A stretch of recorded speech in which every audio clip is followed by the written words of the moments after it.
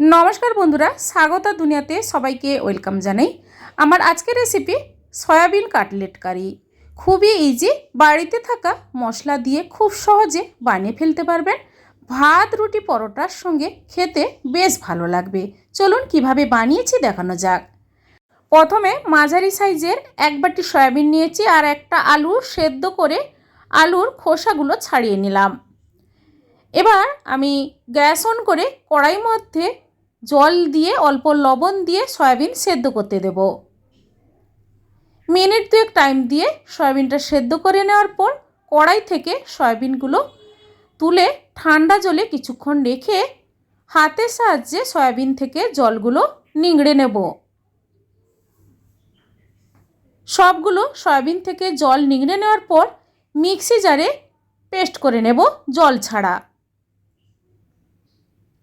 पेस्टटा एभाবে করে নিলাম। এবার বড় একটা পাত্রের মধ্যে সয়াবিনের পেস্টটা ঢেলে তারপর দিয়ে দিচ্ছি আলু ম্যাশ করে দেব হাতের সাহায্যে। এভাবে সয়াবিনের কাটলেট প্রথমে তৈরি করে নেব। দিয়ে দেব 4 টেবিল স্পুন বেসন আর কিছু মশলা আমি দিয়ে দেব।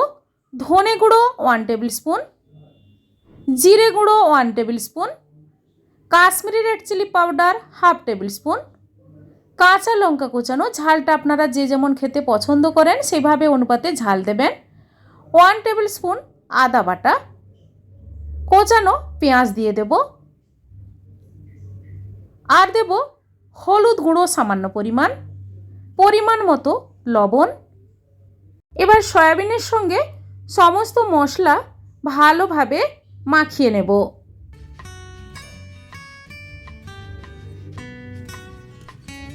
মাখিয়ে নেওয়ার পর হাতে সামান্য রিফাইন তেল মাখিয়ে নেব। তারপর সয়াবিনের কাটলেটগুলো হাতের সাহায্যে গড়ে নেব। এভাবে আমি কাটলেটের আকারে গড়ে নিচ্ছি। আপনারা আপনাদের মতো করে শেপে গড়ে নিতে পারেন। সবগুলো আস্তে আস্তে করে তৈরি করে নিলাম।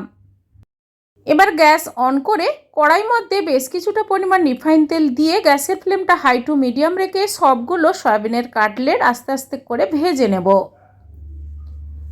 এই সয়াবিনের কাটলেট আপনারা বিকেলবেলা ভেজে চায়ের সঙ্গে খেতে পারেন, খুবই ভালো লাগবে খেতে। এক পিঠ হয়ে গেলে আরেক পিঠ উল্টে পাল্টে গোল্ডেন ব্রাউন কালার করে সবগুলো সয়াবিনের কাটলেট ভেজে তুলে নেব। সবগুলো ভাজা হয়ে গেছে, আমি এবার তুলে নেব প্লেটে। এবার কাটলেটের কারি বানাবো। তার জন্য কড়াই মধ্যে সর্ষে তেল দিয়ে দিলাম, দুটো শুকনো লঙ্কা ফাটিয়ে দিলাম, লবঙ্গ দারচিনি ছোট এলাচ দিয়ে একটা তেজপাতা দিয়ে দিলাম আর দেব গোটা জিরে সামান্য পরিমাণ।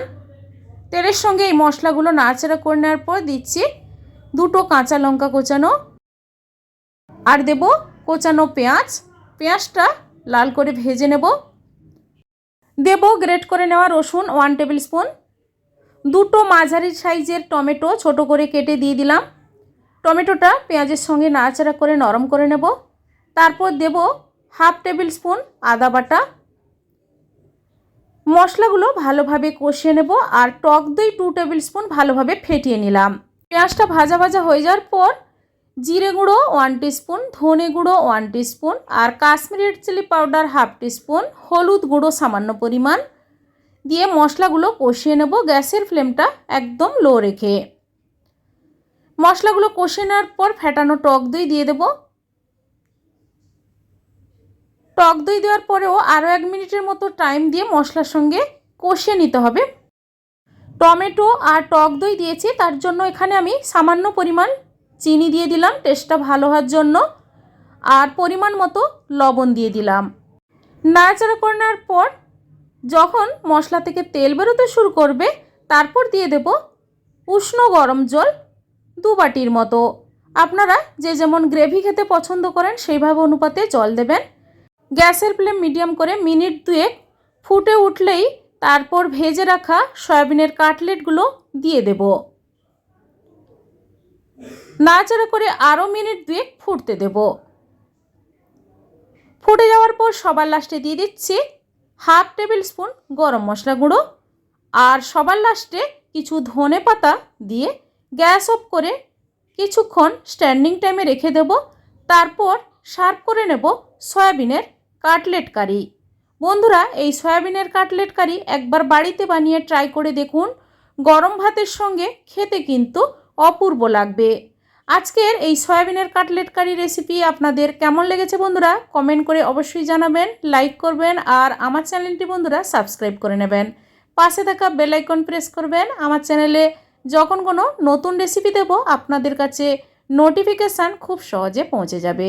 সবাই ভালো থাকুন, সুস্থ থাকুন, ধন্যবাদ।